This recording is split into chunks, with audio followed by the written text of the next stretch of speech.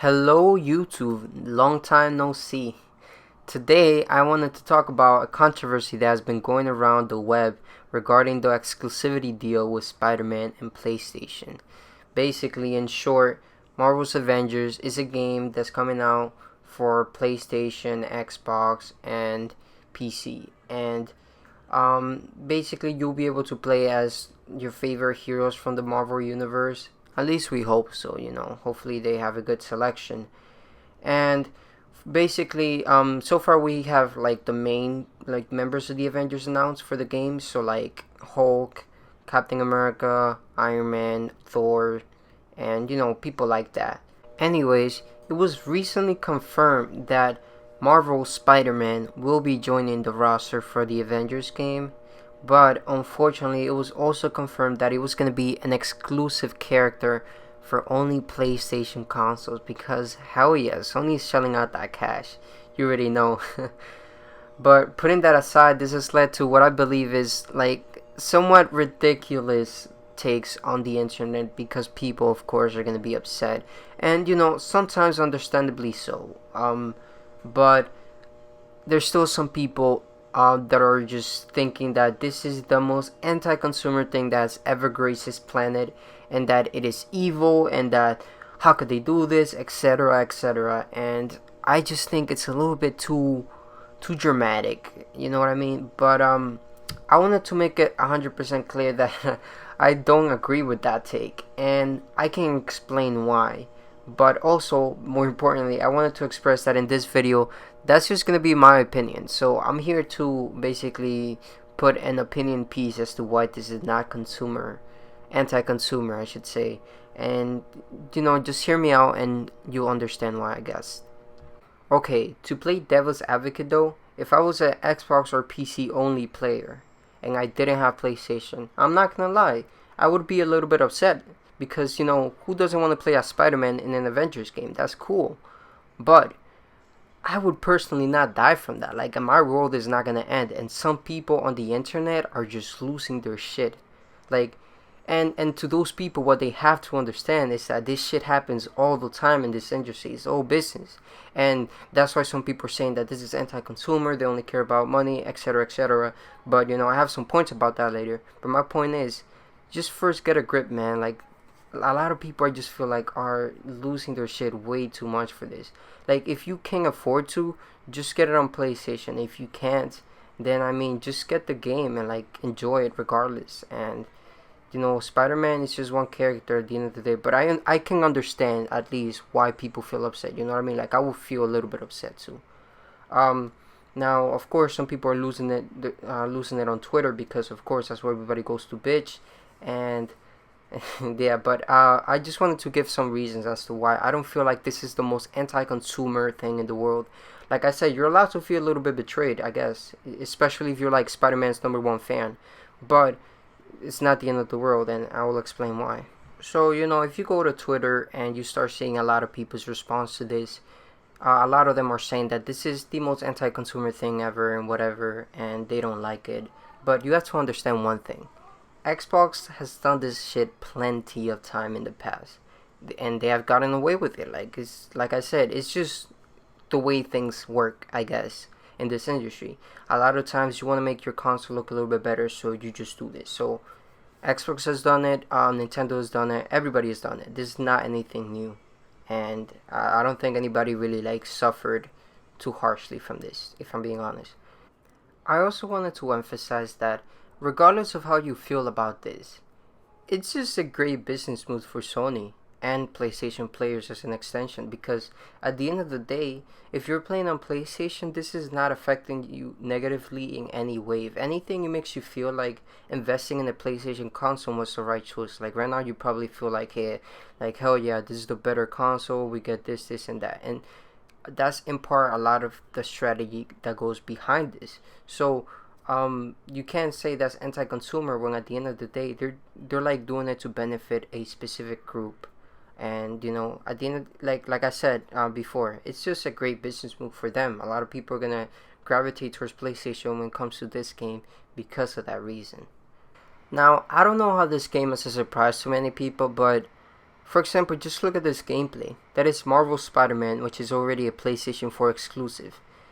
To me, if you were to ask me, like, I wouldn't be too surprised if, like, a lot of Spider-Man stuff is just closely related to, like, Sony and PlayStation and stuff like that. Because, as you guys may know, like, Sony has owned the movie rights for Spider-Man for a very long time. And very recently, they started collaborating with Marvel to make Spider-Man into the MCU, if you guys know about that. But also, like, as you guys can see, they have to closely work together. So, this is just like fruition of that. Like, since they're working together on the movies, Marvel has lent the Spider-Man video game rights to PlayStation, and that way they've been able to make the games exclusive. So I'm not, like, immediately off the bat just knowing that, like, people shouldn't be that surprised that Spider-Man is exclusive on this, because it would just make sense to me. Like, it's not like, sure, you maybe you didn't have to predict it, but it shouldn't be surprising. And some people are acting like this is, like, out of nowhere. Now, I would personally recommend that you don't get so hurt over this, because it's just not worth the energy, man. There's a lot more shit you can be upset about, but this is just, come on, like, there's other things that you can prioritize. Anyways, the reason why I say that too is because just going around the industry and hearing rumors and, you know, leaks and shit like that, Sony's said to be doing this shit a lot more. So if you're upset now about this, well, you're gonna be in a world of hurt in the next few months with the PlayStation 5 and a lot of more third-party exclusive content that's gonna be coming out. Some people are saying something about the next Final Fantasy 16 being, like, exclusive in some sort of way, like maybe some content, maybe even the game for a few. I mean, they already did that with Final Fantasy 7 Remake. It's been exclusive for PS4, and it's gonna be there only on PS4 for a whole year. So it wouldn't be surprising. There's gonna be other things. So I'm just saying, temper your anger, and I don't think it's worth it to be upset about this kind of stuff. You know what I mean? Now, my whole argument about why I don't think this is anti-consumer from Sony's side is because this sure as hell isn't bothering PlayStation 4 players. Like, sure, it may not be the best thing for people in other platforms, but Sony's only concerned with people on PlayStation and maybe growing that audience. So, if you're on PlayStation, you're happy. This is not bothering you, so this is not anti-consumer towards you. Maybe if you're on another platform, you feel a little bit upset because you don't have Spider-Man. But now, you maybe feel a little bit enticed to go get a PlayStation, or to get it on PlayStation if you already have one, instead of other platforms. So that's just great marketing. That's not really anything that's, like, only done to hurt players. That's not the point. Sony doesn't sit in a table thinking, how can we make gamers on Xbox and PC upset? That's just not the way they're thinking. They're thinking, how can we get people to, instead of buying it on Xbox or PC, how can we get it to buy it on PlayStation? And it's working. A lot of people have been buying it on PlayStation ever since pre-orders came out, and it's been going like crazy. But yeah, I don't think that's what being anti-consumer is about, because at the end of the day, if you're a PlayStation player, you probably feel like, damn, this was a good purchase. Like, I purchased the console that's giving me a lot of content. Like, my money feels like it's being well spent right now. And that's a reasonable way to feel, especially in this situation.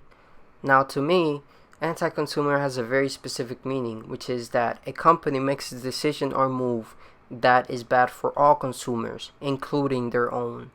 Now, when a company makes a decision for consumers that involve only their own and not consumers, say on Xbox for PlayStation, then how is that anti-consumer? Sony does not have to make anything that's going to benefit Xbox players. That is Xbox's job to do. If Sony does something that's only going to benefit PlayStation players, then so be it. It's a win for them. More people are going to want their console. And that's just the truth of it. Sony has no business appealing to people outside of PlayStation.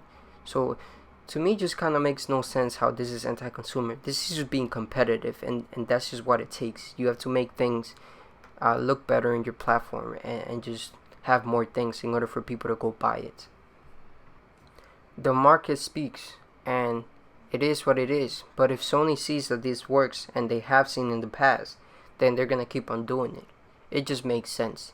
It's a business move that's going to benefit PlayStation players, and if you're side of PlayStation, PlayStation wants you to come to PlayStation. It's just that simple. Honestly, I feel like a better argument for anti-consumerism from Sony is the whole thing with the controllers, which I don't really want to get into in this whole video, but I also don't 1000% agree with that argument here, because it's just something that both PlayStation and Microsoft have done in all of their generations. Now all of a sudden Microsoft wants to market their platform in a way that makes it seem like they're good guys. They're appealing to everybody because they support the controllers, whatever. But just because Sony doesn't follow that same choice doesn't mean that they're like anti-consumer, I guess you can say. I will say, however, that Sony probably could get PlayStation 4 controllers to work on PS5 games, but I believe that the reason why they didn't is because they spent a lot of money creating and like trying to innovate on the DualSense controller for the PS5, and if all of a sudden they allow PS4 controllers to work on PS5 games, then a lot of people are just going to use that. Everybody has a PS4 controller just laying around and stuff. So if Sony wants people to actually use the PS5 controller, and for developers to focus on the features that are on the DualSense controller, then it doesn't really make sense for them to make a controller for them to allow the older controller which doesn't have any of those features. So they just want to push and make sure that the default for the PS5 is a DualSense. Now they still do allow you to connect PS4 controller to PS5 as long as you're playing a PS4 game, which to me, at least they did that, and you know, I'm happy enough with that, because I honestly just want to move on to the DualSense. But I can understand why some people may be a little bit upset. I guess it's all about perspective.